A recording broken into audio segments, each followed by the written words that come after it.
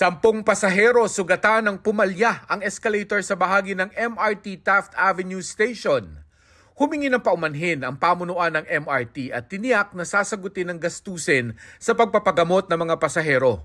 Naayos na rin ang escalator.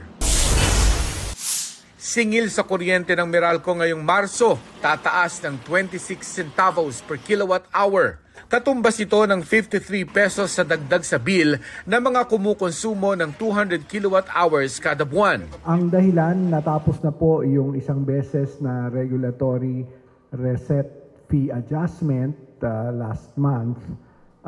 Gayon din po mas mataas yung transmission charge at yung feed-in tariff allowance.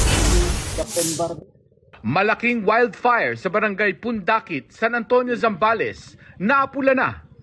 Mark Salazar, nagbabalita para sa GMA Integrated News. Huwag magpahuli sa mga balitang dapat niyong malaman. Mag-subscribe na sa GMA Integrated News sa YouTube.